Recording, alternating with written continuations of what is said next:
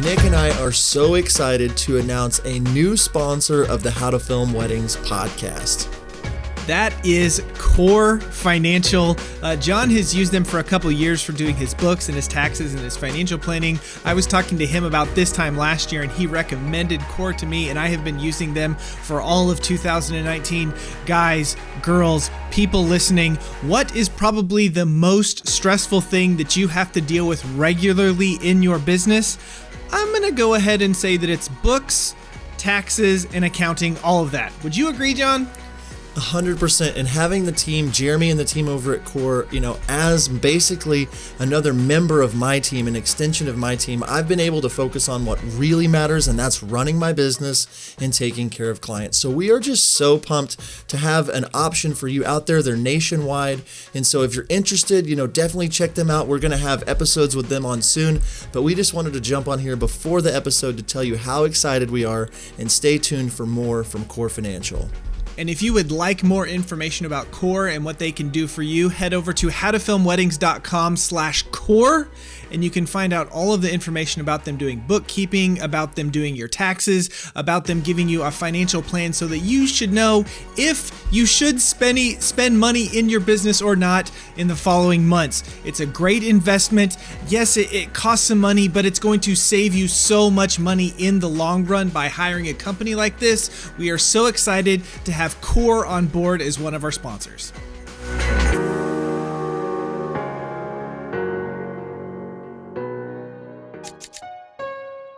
Whether you're getting going or been doing it a while, the people that seem to be winning are the ones that figure out the boundaries for themselves and then be intentional about keeping those.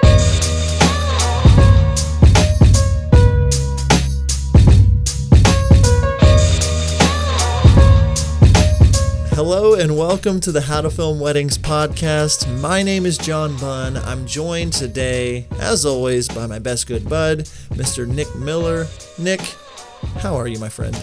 Man, I am doing really, really good today. As I don't know what it's like in Tulsa, Oklahoma, but in Wichita, Kansas, it is snowing, and it's kind of nice outside just to look and see it all snow and all that stuff. So, anyways, we're feeling good, staying warm in the house.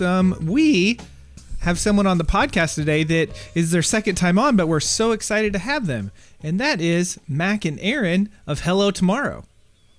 Yeah, and speaking of snow, they're up from Canada, which is one of our favorite countries besides the United States. We love Canada, and all of the Canucks, which is a fun thing to say. It feels like I'm saying it wrong, but that's what they want me to call them, is a Canuck, which is great. And it's got to be snowy there too. But we're talking about people we wanted to bring back on the podcast, and it's like our audience has grown so much since the last time that they were on, and Aaron and Mac infuse personality into their brand, so much into so. the way they market, into the way just listening to them, and if you're watching this and just their interaction with each other, they're so much fun to be around. And it's one of those things where we want to bring them on just to remind you that you need to infuse your personality into your brand. And so we laugh a lot like we did last time. It is a great conversation with Aaron and Mac from Hello Tomorrow Films. Nick, that's a lot that I was saying. I think I'm ready to jump on into this week's episode of the podcast. Let's jump. All right, well, thank you so much. Hello Tomorrow Films, back on the podcast. Why don't you guys say hello, introduce yourselves to the How to Film Weddings community. Me? You start. Great. We're Hello Tomorrow. I think I did this last time and I messed up. We're Hello Tomorrow when we film weddings in Canada. This is Aaron. My name is McLean. I'll take over. We are wedding videographers based out of Vancouver, Canada. We're doing this. We're going into our 14th summer season doing this. Yeah. We started when we were like 8. And so we're doing really well. Yeah, because clearly we're 21. And so you guys have been shooting for a minute. We've had you on the podcast before. I don't know what episode number that was. Nick probably knows. He'll know in 10 seconds. But we talked a lot about what you guys were doing about showing up with your personality on your website.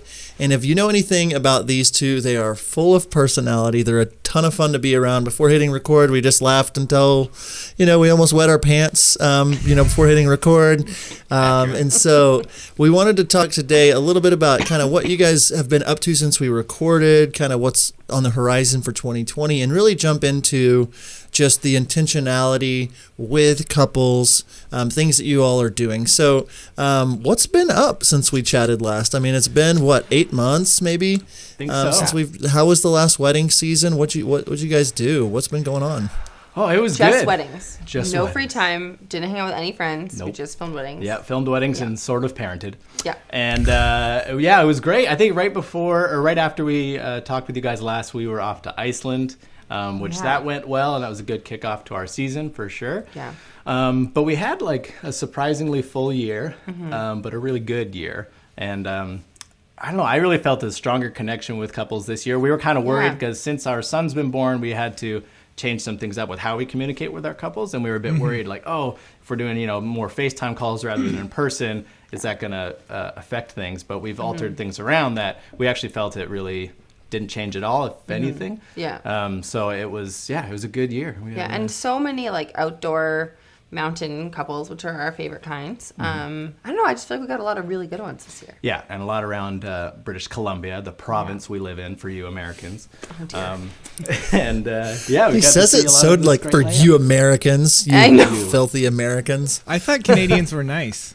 Why is he like We talking are. down at Canadians us? are He nice, lived in yeah. America for 2 years, and this happened. That's Well, where he more got than it 2 from. years. So sorry. 8 years. Oh, really? 2 in California and then 6 in Washington. 6 Oh, so anyway, I basically it's in married. Aren't you guys married and like know everything about each other? You would think that. I think. Blane's so close to here that I just consider it Canada. So, Yeah, we can see America from our house pretty much. So That is neat. anyway, So that is a big thing. I remember my wife and I having to go through that in our businesses whenever our daughter was born, just changing, and adapting and all that stuff. So for maybe people that don't have kids right now but are thinking about that, what were some of the major things that you guys were like, hey, what do we need to change and what are we going to try and do to accommodate this? yeah. Well, a big thing is, so we were real nervous because we really, I don't want to say pride ourselves, but we really we put an emphasis on getting to know our couples as best as we can, especially in the short amount of time that we have with them. And so meeting in person was always such a huge part of that. So this time we thought, well, we got to try this FaceTime thing because driving into town, we live about an hour outside of Vancouver. So doing that round trip, it just was too much with our son. So we thought, okay, what if we had this brochure that we send our couples that explains all of our packages and everything. We thought, what if we, just plant that seed in there first? So before we've even corresponded very much, they see that. And at the end it says, if you have time, if you're interested, let's hop on a FaceTime call. We'd love to chat with you. And for some reason, setting it that early on, it just sets the standard of like, oh, okay, that's what we do. The couples usually read that and are like, great, that's first step, let's do it. And then that really helped it just feel really natural, I think. Yeah, it kind of made expectations where they're supposed to be. Otherwise, people are like, what? You can't meet in person? Oh, boo. Oh, you live in Whitworth? Anyway. And there'd be the odd couple that would be, please can we meet in person? We're like, of course, if that's important to you, we'll make it happen. Yeah. So we didn't lose it entirely, but it was definitely just mentioning it early on, I think was the biggest step. Yes. But also I think that times have changed a little bit too, and it used to be like unacceptable. Like you had to meet everybody in person. I felt like, did you guys feel that way? Like back in the day? Definitely. And so I was like, oh shoot, we're at such a disadvantage. But I think if I was a bride now, like I would be so thankful to not have to drive all the way into the city and like save seats and whatever. I love FaceTime. It's my favorite. We're sponsored actually. But I wish. That's not possible, but cool. Okay. we also use Nope, Skype. And anyways, but yeah, so that was a big piece. And when in doubt, we would just bring our son into frame and be like, look how cute he is. And they'd be like, that's fine. exactly. He's the Baby. reason. Yeah. But It yeah, so works. that was And- the big one. Go ahead, sorry. No, and I think like being intentional, like, and we've been talking about this a lot, but like when you do have kids or when you have other responsibilities, it's like 2 hours of driving for a 30-minute meeting. It's just like, oh, how can I figure out a solution that works best for me? Oh, this FaceTime thing, I've realized too, I forget, we were on the podcast recently talking about when you're FaceTiming with somebody or doing a meeting, over the internet, you don't feel this need to have a bunch of just the filler time or the small talk. You can kind of get to the important things. You're still able to interact and have, body language, see each other, but you don't feel like you have to talk about the weather and talk about, the traffic and talk. It's just like you can get to business. You can have, and I've moved my business a lot to, a lot of our couples are booking us before coming in, and I will do a meeting like after they book if they want to do a meeting. But being intentional with that time, I'm able to book them, talk to them all through without having to leave my office, and that saves me 2, 3, 4 hours a week sometimes. So being intentional with parenting, all that good stuff, that's huge. Yeah, that's amazing. Yeah, we found too, I think a lot of people, when they think FaceTime or Skype for a meeting, it inherently puts this block of we have to be more professional because this is a staged moment. But we really tried, and Aaron's really good at this, as breaking down that wall immediately, just being ourselves and making the couple extra comfortable in front of We try, and I almost never wear real pants. Today I am. I'm wearing full jeans. You're welcome, you guys. But normally it's PJ pants, sweatpants. Yeah. And I feel really good. And we tell the couples that, and if they're down with that, they're like, great, there are people. That's good. Yeah. That's really good.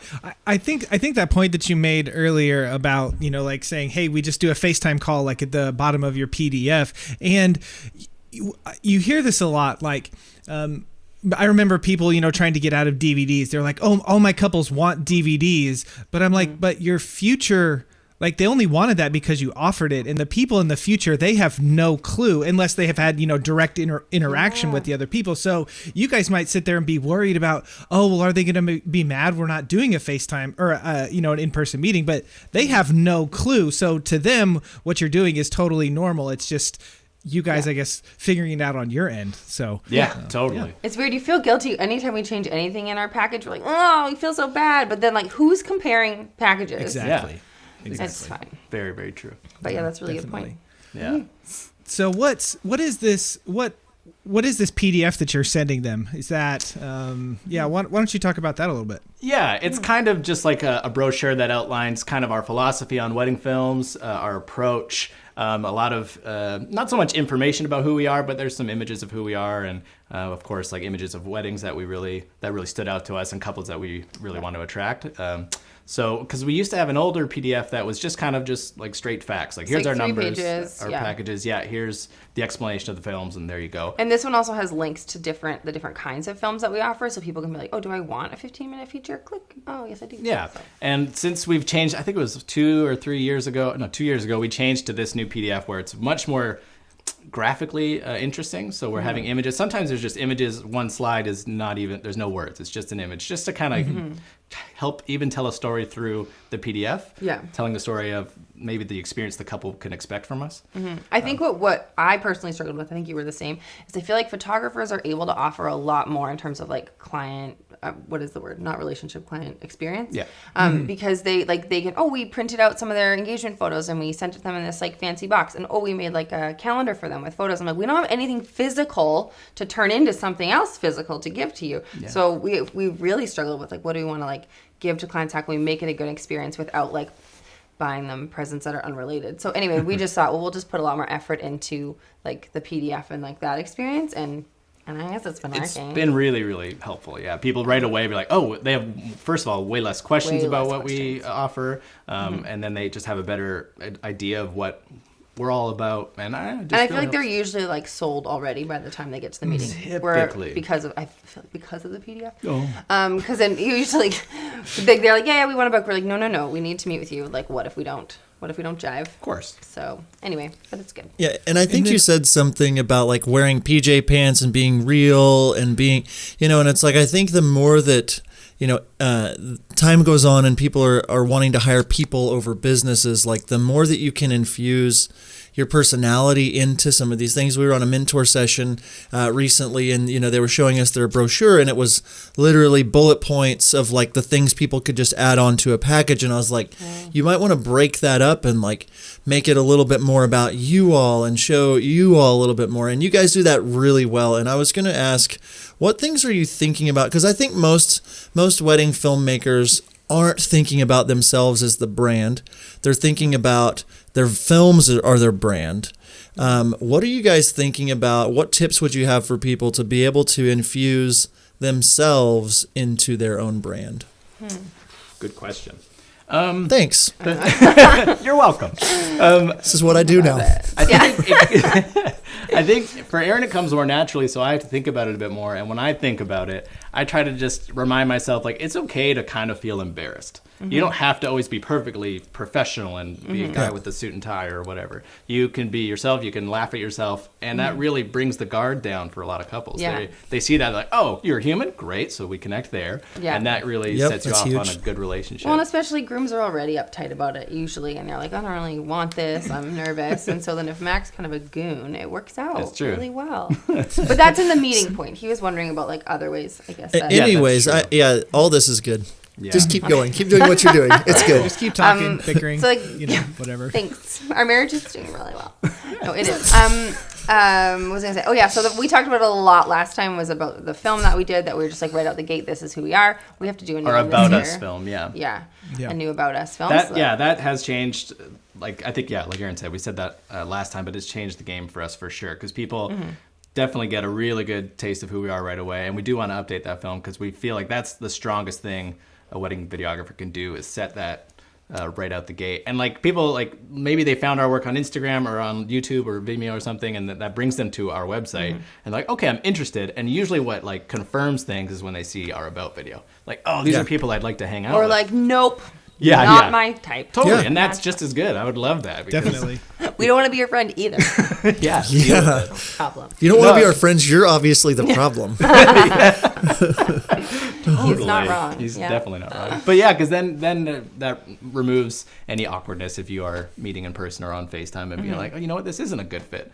So trying to set that early really helps. Have you noticed people feeling like they know you before the actual meeting or before you actually talk to them? And what has that meant to, like, do they come into the meeting knowing a lot about you at this point, or how has that affected your bookings? Some definitely do, especially couples who find us on Instagram just because of Instagram stories. People are like, oh, your son's so cute. And we're like, we know. And sometimes you feel like a little bit like a celebrity for like a second. Yeah, you are. And then you're like, nope, come back to earth. Nope, it's just your Instagram. Not at all. I don't feel that way. I'm just kidding. I swear. Aaron's like, I'm a celebrity. Yeah. I'm a Kardashian. Yeah, I'm like, I'm not even on Instagram. And but it helps to get that conversation going when they feel that way. Then it just gets to it faster. Or like example, couple yesterday got engaged at Disneyland. We're like, well, basically your favorite people in the world, and they knew that about Disney us. nerds. Yeah, they knew that. We didn't even talk about weddings. And it's I guess the word that it comes to mind is that you all are very refreshing. Like you guys, it's refreshing to. I know, don't take it too serious. Like, but celebrity. Like. Yeah, you're a celebrity. You're refreshing in the fact that, like, hey, I'm trying to actually compliment something. I have something here. No, I'm just kidding. It's refreshing to be around you because it doesn't feel like all business. And I think that so many people out there are so focused on the details that they forget to be a cool hang. They forget to be enjoyable. And so, like, there's this thing about you all that, like, you're not trying to be someone else. And, like, what Mac said about, like, not making fun of yourself, but like, I like Taylor Swift and I watched The Bachelor, and it's like, that's embarrassing. But if I tell you that, it's like, okay, I like him because he's not so he's not so, like, there's nothing wrong with this guy. Like, I'm not relating to him at all. It's like, well, that's weird that he likes Taylor Swift. Isn't he like 35? And that's kind of a weird thing. It's like, I don't care. I like her. I think she's smart or whatever. And so, like, infusing that part of your personalities, and then you guys being a husband wife that are just so, fun to interact with. That's so refreshing, and people have to be drawn towards that for sure. Yeah, totally. And I actually think about, like, when I found your guys' podcast early on, that was a huge reason why I was like, these guys got something special, because you weren't like, we have everything together and we know all the answers and we're perfect. You guys were just dudes. Now we do. Now you do. Now we know. Hence your course. Tell us about your course. Yeah. Yes, actually, we want to drop it. No, I'm just kidding. It's so funny that, like, we paid them to say that. That's a perfect slip to add in. We did that last time too with your website and Instagram links. Oh, yeah. Just go to completeweddingvideography.com. February 10th. That course is dropping in not like a week. Yeah, wow. Man, that is a great segue, Mac. Wow. That is true. Like, if you're wanting to really up your wedding video business, check it out. Yeah, do it. Complete video. Good idea. So you said in 2019 you maybe did a little more than you thought you would, or you were a little busier than you maybe intended to be. So what as you move into 2020, are you about the same busy? Are you going to be less busy? What are you really focused on, or what are you really excited about for, the 2020 season to start? I would say we're scaling back a little bit more again this year. Again, just with the child and lifestyle and things that come in your life, like family stuff. Sure. So sometimes you just need to take years that are a little bit smaller, but we're also trying to do, I think with that, like have a better client experience and really work on, like we're kind of changing the quality of the things people can add on too, so that we can still do less weddings and not necessarily make a ton less money, And we're also really paying attention to where we accept weddings. Vancouver's tricky, as is a lot of places that the wedding season is quite short. But luckily, we've been fortunate this year to have a lot of early in the year weddings. So we're trying to keep around the same numbers last year, but the problem last year was everything was so close that editing was real tricky. So and also so many people know. Like we're taking on, I don't want to say less travel, but we're just being more intentional with the weddings that we take on that require travel. Because it's 10 times more work with a child. Yeah. Regardless of whether you bring them or not. Yeah, because Iceland last year was a kind of a wake-up call for us. We were originally going to bring our kid, and we said, you know what, we can't do it. Let's just make He's terrible right now. He's not invited.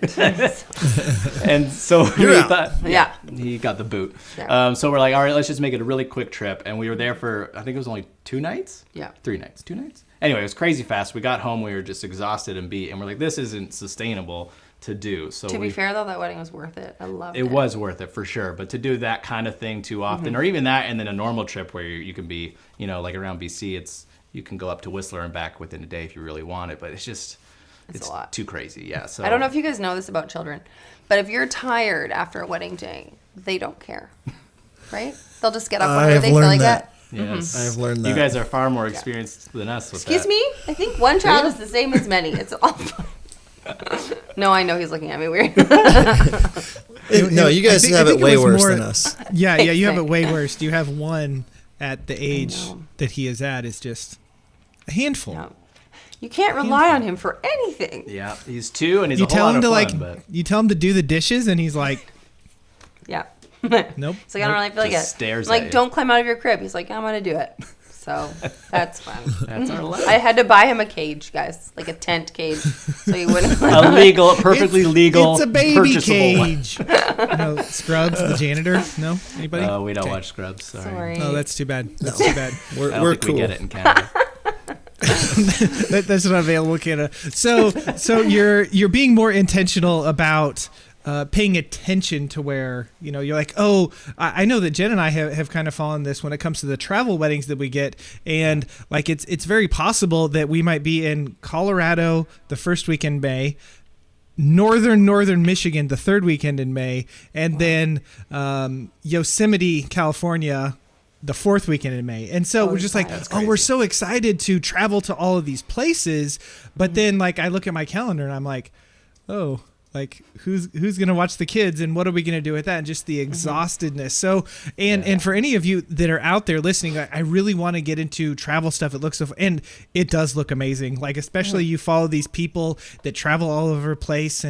But there is a reason that people have been doing about it. They kind of talk about it and they start complaining about it. Not because of the cool places they get to go, but because they're away from their families or they have to figure all this stuff out. So it's definitely something, if you're interested in doing travel, you're going to have to do it and experience it kind of for yourself to see if it's for you, try to find something. So you're keeping that in mind. Go ahead, Erin. I just have a travel related question. It's genuine. We were very excited about the idea of travel too when we first started. I mean, we're still excited, of course. But like I found that like when you're traveling somewhere with all your crap, you can't gear. I mean, our gear, whatever. We can't, like, I don't feel like we can really enjoy it as much. Like Mac, we can't leave it just in the hotel room. Like, we can't ever get our room cleaned because you're scared it's going to go missing. You don't want to leave it in the back of the car. So you're like, I love tourism, but we're just kind of feel a little bit chained to our gear. That's a factor. And then also, like you said, how much time it eats up. And then if you're trying to work on quality and a good experience for your couples, it like is having a huge backlog that you're trying to fire through quickly a good idea. Maybe it can be good for your bottom line, but if you're not focusing on the quality of your films and giving yourself some time to really craft the edit the way you need it to, then that's ultimately really hurting the couple and not really helping you in the long run. Nick, is that really your schedule for May? Well, with the Michigan one, we've been going back and forth. But yes, we're in Colorado the first weekend, and we're in Yosemite the last weekend in May. Wow. So I'm going to be chilling in Tulsa. Whoop, whoop. Tulsa. What? Yeah. Probably I drive an have so. Yeah, I'm gonna go to my favorite venue, which is a mile from my house. It's gonna be perfect. I'll sleep in my bed. The good life. It's gonna be great. I don't know. We're gonna do a sunrise session at Devil's whatever. That's it is, probably or, worth it. I've been there, and it's No, worth that'd it. be cool. That's worth That'd the be cool. trip. Do you remember that wedding from a month ago? Yeah, like that one that you needed to start editing yesterday? But you also need to prep today for your wedding tomorrow, and you're leaving for your first vacation in forever on Monday. So what do? It seems that the only creative part of your edits are the excuses you're going to have to give your clients. We have the solution, Wedditor. Wedditor is a team of top wedding editors, project managers, and account coordinators that help us wedding filmmakers edit. They match the right editors with your style so you can spend your time where it matters most, on your business. Nick and I both use Wedditor, and we don't know how we would run our companies without them. It takes a team to build an amazing business, and you shouldn't try to do it all on your own. Head over to howtofilmweddings.com/Wedditor to help you free up your time so that you can focus on growing your brand. Be sure to use promo code HTFW for $50 off your first project. Wedditor, more than freelance, more than outsourcing. So I do want to ask you guys, 2020, goals for you as we're, in January. Before that, 2019, how many did you shoot? What are you trying to do this year as far as like how many you're trying to shoot? Okay. Yeah, I think came in at 24, 25 if there was one elopement in there. Sure. So 25 weddings technically for 2019. And we're looking to cap that at the exact same spot for this coming year. I think we have 23 currently. But they're spread out better. And they're not as many travel. So Yeah. for us, that was like the paring down and making it more manageable. That was a big thing, yeah. We said I think almost any wedding we said that it required a flight, we said no to this year. Just to, well, I think, we're going to Alberta, but I think we might drive for that. But anyhow. Driving. Yeah, we're going to We're doing Banff. that for Jealous? yeah, we're going to Banff. Sorry. We did that for just that reason of reducing the editing time, because that was my hugest struggle last year for sure. So having more time to really craft and edit, because I always look back on years past film, because you help with editing, I do most of it, but when you look at my films that after I've edited and I think this is maybe close, I always find the ones from earlier in the year I'm more proud of. And that's likely because it's, you're More ramping editing up. time. First of all, you're creatively ready to jump back in, but also you do have a little more time. So I want to try and sustain that quality throughout the year. And we also want to try and have like some semblance of like an actual life with our kid. I feel like we didn't see him all summer. Well, I did. You edited basically 6 days a week, and then we shot for 1 or 2 days, and then I was just with him like dying because I was wanting you to hang out with us. Thank you. But like just like pretend that we have friends again, or pretend that maybe if it's sunny we could go outside. Like I just felt like we missed out. Because it's pretty important, just not for, as you guys know, not just for your sanity and being human, but also for your creativity. You want to be excited about what you're doing, not just going through any motions. You want to, of course, avoid burnout. So we're putting a big emphasis on that this year. Not that we've necessarily hit burnout, but trying to prevent it before it even comes. Yeah. Yeah, that's one thing that I know that Jen and I have talked a lot about in trying to set boundaries, or it's like, okay, after the kids go to bed, I'm not going to work on our video business unless like we were similar. I think January through May we did 6 weddings, and then July through December we ended the year with 27, and they were all, the end of July through the beginning of December. So like it was just slammed, and she's like, okay, we need to make these deadlines. And, we started using Wedditor, which helped our editing, enormously, but still, awesome. Outsourcing, you guys should maybe consider it. But, but we made rules about, okay, if we need to work a couple of times a night or whatever to kind of get caught up, that's okay. But Thursday nights are blocked off as our date night, and we're not necessarily like going out and going out to dinner, but it's after the kids go to bed. Hey, maybe we watch a movie, or we play a game, or we just talk, or we read, something where we can connect with each other, so that the relationships that are the most important in our lives, we can still maintain those. And I think that a lot of us, we make business number one, and like our personal sanity, our personal happiness, like it's not even existent. And so and this is all going to be, different to each person, but if you can figure out and make some boundaries for yourself and some lines for yourself, I know that will help a lot. Yeah, we felt the exact same way. And earlier this year, it was the first time I ever did this. There's the function on iPhones where you can limit apps by time or a certain time of day. And I did that for email because I'm chronically like just so bad that even if I roll over and then I'm like, I'll check my email, which is terrible. And then you can't sleep. And then you can't sleep, and that's a terrible long-term decision. So even doing that has like changed my life. I encourage anyone who's struggling with that, do it, because just like, okay, I can't check emails after 5:30. And it makes life way better. And the other thing I think we realized in like figuring out what works for us is like, I don't know why everyone does it, but I compare ourselves a lot to like other people that we know in the industry, and other people have very different personalities than us. Like our really good friend photographers can shoot 45 weddings in a year and never sleep, and they're totally fine. We are not those people. And so having to like accept like, oh no, you're not like that. You don't suck because you can't do it. That's just not who you are. And you don't have to compare yourself and be like, oh, then that's normal, so we have to match that. Yeah. Like, no, we're gonna live our own life and do our business the way we want to do it. And when you decide that too, I think it makes you like, you accept it and you're happier in your decisions instead of feeling like, oh, we're failing, we're not doing enough. And like you guys talk a lot about being intentional. So just choosing what we want to do. Mac's a fanboy. He knows all the words. Crock pots. Yes. Wedding course. Affiliate links. Wedditor. Got him. But no, I think that what you said, and we do say it a lot about being intentional, but like if you are, like I think most of us, I try to think about the people listening that are out there, it's like whether you're getting going or been doing it a while, the people that seem to be winning are the ones that figure out the boundaries for themselves and then be intentional about keeping those. Nick and Jen going on a Thursday night date night, or just clearing off that part of the schedule, or I'm not going to look at my phone after 5:30, or when I get home from the office, I throw my phone into the, on the cabinet in the bathroom, and I don't go check it again until after the kids are in bed. Like there's all these things, but I think a lot of us, our business plan kind of looks like, okay, I'm going to try these prices. I'm going to try these packages. If people book them, I'm going to take it. And then my year is determined by them, instead of saying, wait a sec, I'm going to shoot no more than 25 weddings.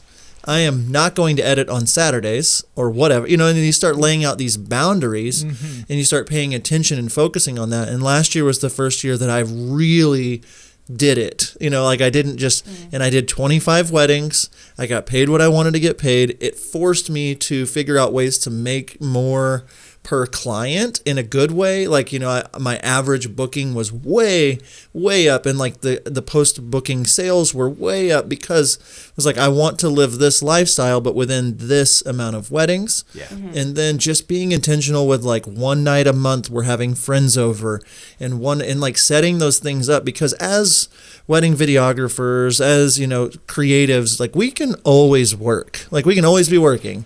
And what is it, if you have family, you don't have, like, what is the point if you're not able to enjoy some of that time? And so just being intentional, like you said, Mac, just like that is so key to running, a healthy business, because if you're not getting out and seeing nature, or if you're not reading books or watching random things on Netflix or whatever it is that, helps you recharge, you are going to be creatively fatigued, and you're going to push through edits, and you can do it for a season, but you keep doing that long enough and you're 1,000,000% going to burn out. It's going to show up. You're going to be an unhappy spouse, an unhappy partner, and it is not worth it. And I've done it, in 13 years of shooting, it's like the first 8 or 9 were fully just whatever happens. I'm booked 50 weddings. Cool, because that's how many people wanted to book me, and I'll figure it out and make it work. And so that's really, really huge. Okay, I'm done talking. Yeah.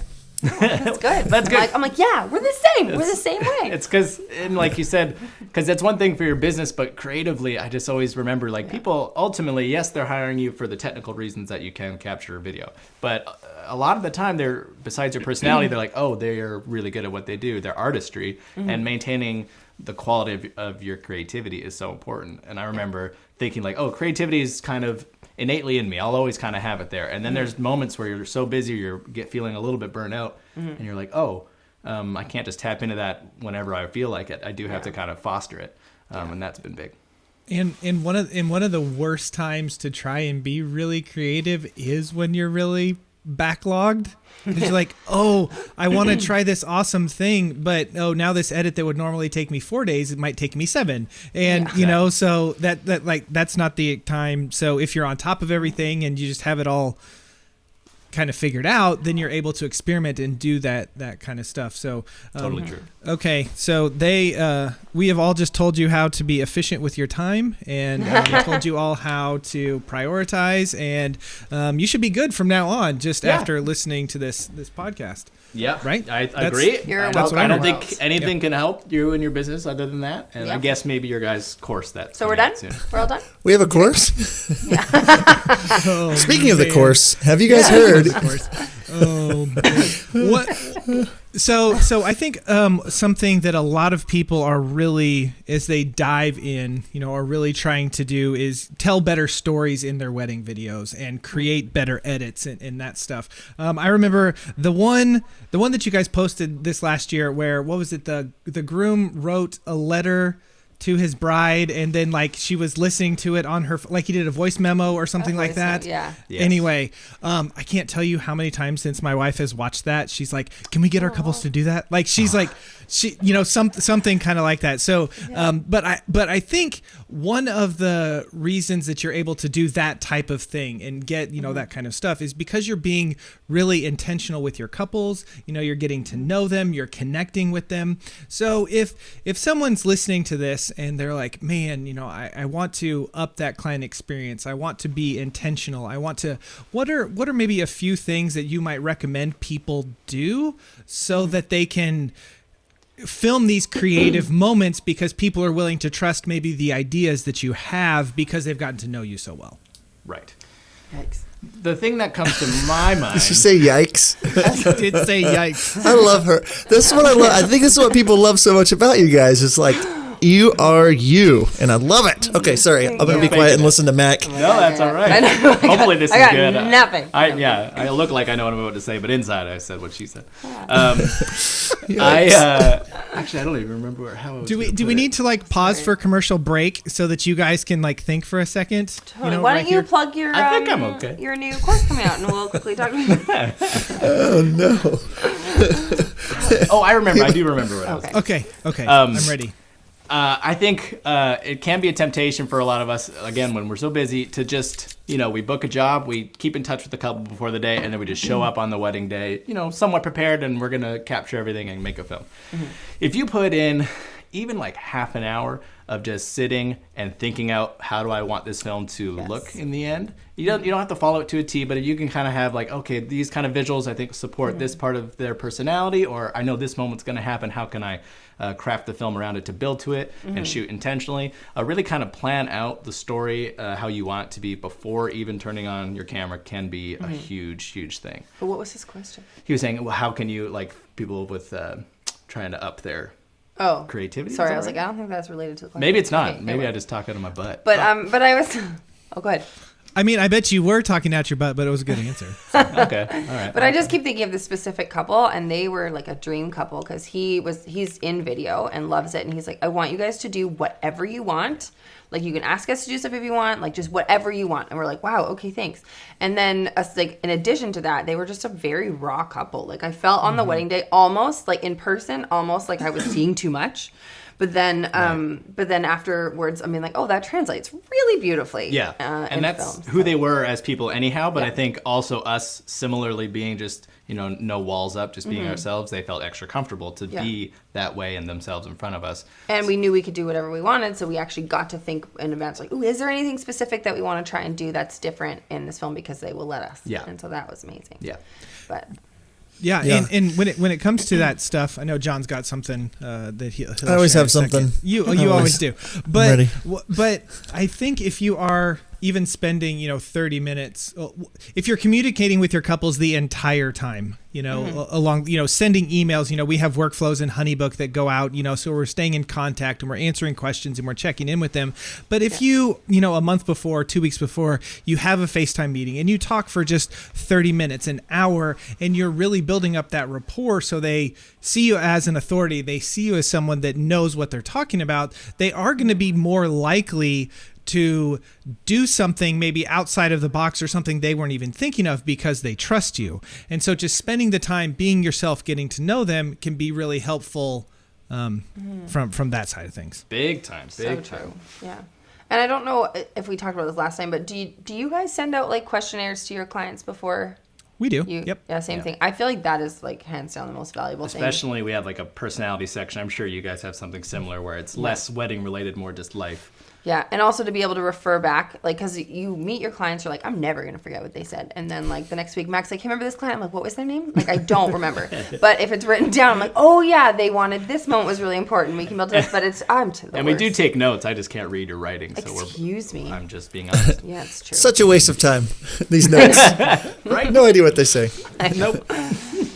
Yeah, the questionnaire is huge, and like the relationship that you are building leading up to it. I was going to ask for people that are out there that are maybe a little less personality, they know that they have to work on something like this. They know they're not naturally, just willing to put themselves out there. What types of things maybe would you tell them to maybe start doing even practically on the wedding day? Maybe some tips or things that you do to make couples comfortable on the wedding day.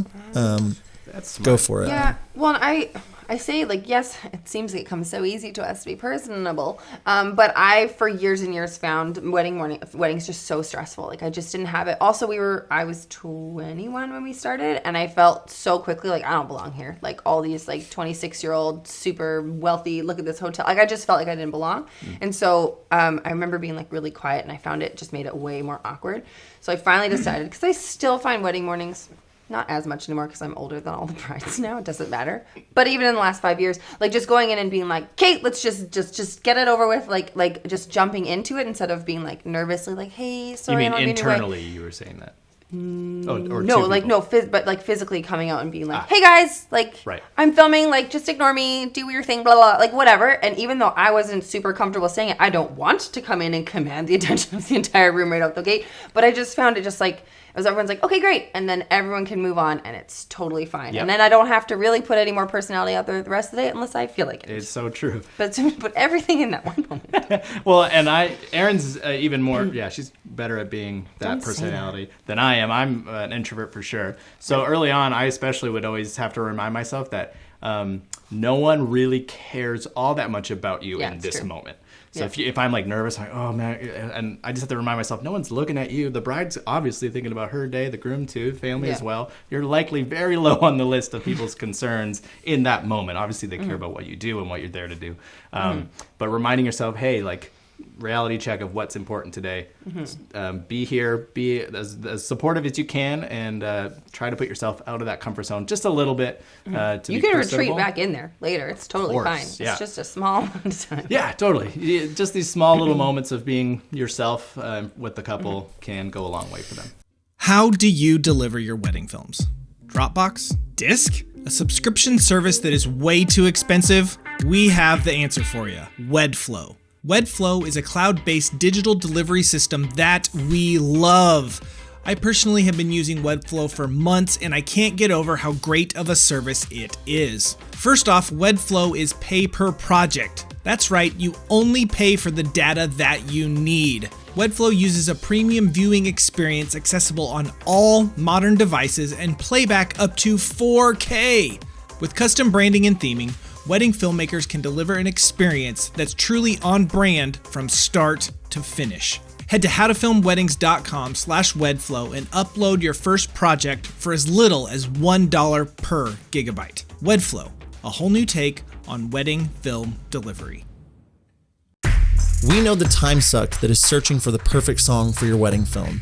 MusicBed has spent years collaborating with artists, bands, and composers to make it easier than ever for anyone to find the right song for their video. With amazing artists like Chapters, Tony Anderson, and The Light the Heat, MusicBed is the best place for wedding videographers to get licensed music. Their subscription service was a life changer for me, especially since all of their subscription music is pre-cleared for every social media platform: Facebook, Instagram, Love Stories TV, and my personal favorite, YouTube, all pre-cleared. And if you are interested in a free month of a MusicBed wedding subscription, head over to howtofilmweddings.com/musicbed. When you sign up, use the promo code HTFW and you will get your first month for free.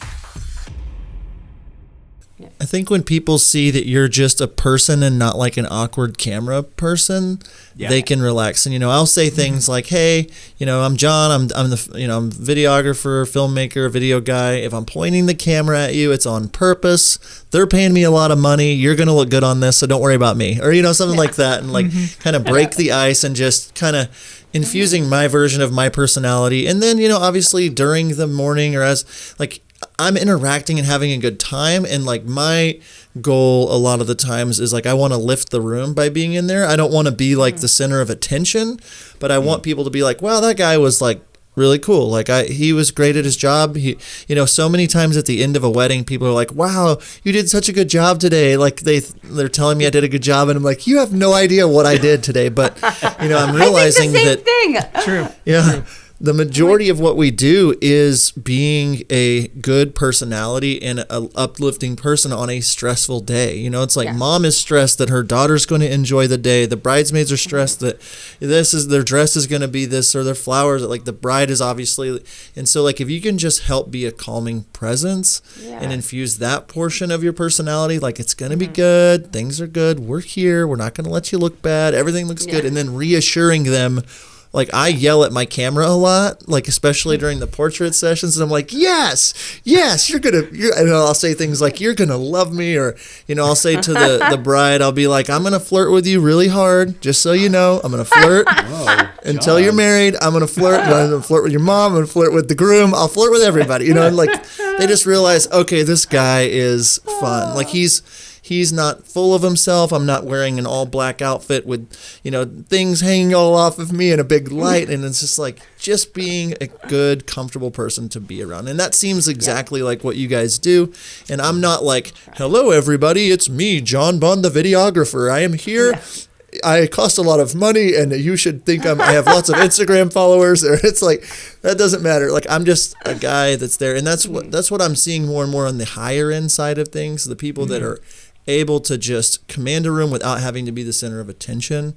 That kind of stuff for sure stands out. Yeah. And even just like we've started buying or just have a flat of water in our car. And like, it's surprising how many times couples and even photographers, if you're like, hey, you want a water? They're just like, oh, thanks. And they're just even a bit more relaxed. And we're like, that was only 50 cents.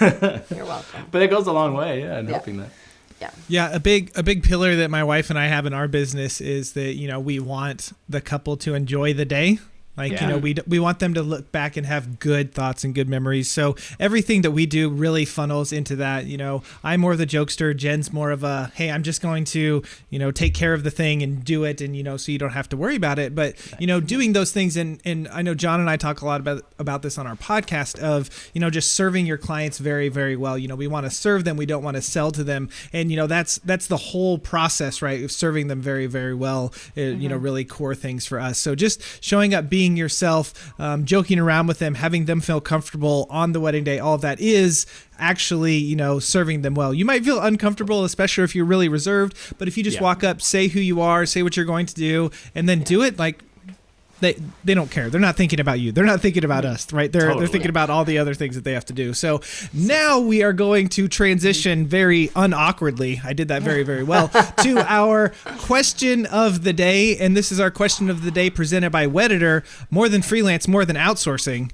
Wedditor, you should check them out. howtofilmweddings.com/Wedditor. Anyway, and this comes from Daylon Moore, and he says, if you were absolutely limited to 3 pieces of gear, and that's not camera body or lenses, but just 3 pieces of gear to film a wedding, what would they be? So outside of camera gear specifically, what would it be? Does it have to be like gear, like equipment, or can it be a thing you bring on a wedding? I think 3 things that you bring. That's a pretty pointed question. Because I was going to say we started bringing electrolytes or like salt pills. We talked about that last time. Did we? Okay. Anyway, game changer. If you're feeling weird, take one of those right before a ceremony. Yep. Helps so much. And then come the next day with the wedding hangover. But he said gear. Okay, you go then. Okay, I was going to say we don't really use any gear except for cameras and lenses. Monopods? Monopods, we're really trying to get away from them. But monopods, you have to. You're trying to get away from monopods? Like the dream is to have a camera light enough with like, what do you call? Internal, IBS. That we don't have to have those staffs. And I don't like looking like animals. Because we usually use monopods mainly just during prep. And then, of course, during the ceremony. You say that. I have to use it all day because Yeah. my camera doesn't have it. But Mac's other camera, he's like, sweet, I'm free. We dream of a day where we can wake or just show up. I mean, I'm sure a lot of people shoot this way with Sony cameras. We use Canon C100s, then we need a monopod. But yeah, so we dream of a day when we can have a stabilized camera, just show up with like Yeah, I feel like we would be so much cooler. Like, I hate showing up. I'm like, hi, I'm the videographer. Gunk! Like, Gandalf staff. So yeah. Oh, I guess audio. I always want to have at least one recorder on me that's not being used. Just in any scenario to be like, hey, I just really quickly I need to mic this up. Oh, this dad's about to say something nice to his daughter that we didn't know, and just be able to do that. Or having one on you just even makes me feel more at ease. Like, hey, I'm ready for anything. So monopod, audio, and gaff tape. Gaff tape for sure. Honestly. Yeah, gaffer tape, big time. Yep, you can get any audio you want. What is the weirdest thing that you've gaff taped? Ooh, good. It's always for the audio. It's never. I don't think usually. we've ever used it for anything weird.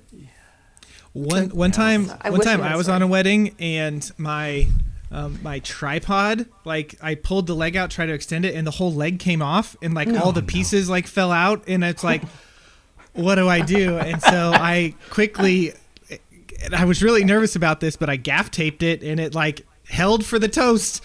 I mean, I think the picture was a little wobble, little Dutch. crooked, but I straightened it out. So that was one time I gaff taped. There you go. I gaff taped my light. I gaff taped my torch light to a stand one time because the piece that connected the light stand was missing or broken or something. So I gaff taped around the outside of the torch light, and it still worked. And then one time I just gaff taped it to a wall.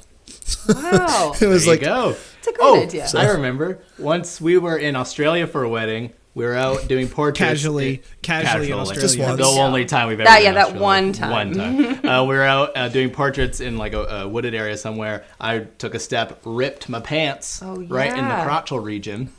Luckily, I had you some gaffed tape. your crotch? Did you gaff your crotch? The old gaff crotch. Oh, Is that what they call you now? Goodness. Yeah. Old McLean. That's what I call him now. Gaff crotch Carson. Oh no. Oh, gaff crotch. But yeah, I'm here for it. those would be my three. So very useful. Good question, Daylon Moore. Good question. I like his name, Daylon. Yeah. It's cool. Yeah. So, I think we are running close to time here. Do you guys have just anything that you just have on your heart that you need to share with us? I definitely want everyone watching, listening, to just like and subscribe. Oh dear, Go you to did that last night too. Oh. I got the same jokes. I just was wondering if someone was wanting to learn how to be a wedding videographer. What would you suggest to them in terms of what's the first how step? could they learn? How could they learn? If they weren't listening to the podcast, but is there a course they could take or something like that? Oh my goodness. I don't feel comfortable anymore. There's too many plugs. We did not tell him to say this, people. No. No, I just think it's so exciting. I think so too. And Yes, it is very exciting, and we can't sleep at this point because we're so excited. So Aw. it's true. to me It is anyway. true. Nick might not. Yeah. Nick might be sleeping well, but I'm still. I mean, I am sleeping Of well, course, but I'm so yes, excited. it is true. Yes. So yes, I think Aaron might be referring to the Complete Wedding Videography course. Just Yes. CompleteWeddingVideography.com. You can. That is probably it. Yeah, I find want some to check stuff it out out there. So, Aaron Mack, if people want to, follow you and find more out about your work and watch some of your films and all that stuff, where would they do that? You can check us out on Instagram. We're at HelloTMRW. Hello, tomorrow was taken. Yeah. HelloTomorrow.ca is our website. .com was taken. .com was taken. Those are the two main spots. Yeah. Oh, YouTube, if you want to search Hello Tomorrow Films, we're on there. And Vimeo. Yeah, but Don't check that one, actually. you can. And Erin is very active on Facebook. If you want to reach out to her there, just send her a DM. If you add her as a friend, she will get right back to you this year, maybe. Erin was so embarrassed when she didn't even know there was a toggle on Facebook that says friend request. Or on Instagram. I mean, weird. I haven't got, don't people just want to be my friend and then they're my friend? And then I saw it and I was like, 104! And John. And I only accepted 5. And John, you're one of them. Yep. And Nick, too. Thank you. It's been great I keeping think up with Nick your life won. on Facebook. I posted 3 pictures in 2019. You're welcome. I saw a birthday post. You're on your last birthday. That was the last thing that you posted on Facebook. Somebody posted happy birthday on your wall. On Facebook? I'm just kidding. someone- I'm just kidding. Oh, I'm like, I didn't even Just check kidding. it. Oh. Instagram's a better bet. Yeah, do Instagram. Don't. Yes. And I will say that their films, you know, we obviously talked about this last time, but like I watch your films and they blow me away every time. I love the personality that you infuse into them. It's obvious that you know the couples well and that like it's refreshing. That's the word that keeps coming back to my mind with you guys. Just refreshing to watch your films. Go check out their website. Thank you guys so much for taking the time to be back on the podcast. That is an Thank you elite for group of honored. people to be here twice. So you're our most famous friends. Thanks for helping us plug our course a lot of times. It No means a lot to problem. us. We'll make it blow up in Canada. Yeah. Yes, I do want to definitely. take it. I do. Do it. Anyway. Well, thank you guys so much. right, and thanks, you guys. yeah. Thank you guys. Peace. Well, Aaron and Mac, thank you guys so much for being on our podcast. We really appreciate you taking the time to share some of the stuff that you've learned and how you run your business with our listeners. As they actually brought up, we didn't bring it up at all. It was them. Our course, the Complete Wedding Videography course, drops in just a couple weeks from the release date of this podcast on February 10th. If you'd like more information about that, head over to CompleteWeddingVideography.com. You can sign up for a free section of our course so you can actually see what it is that we talk about and what the course is all about. Again, if you're on YouTube, subscribe to our channel. If you're listening to this on your favorite podcatcher, rate and review us. And until next time, we will see ya. See ya.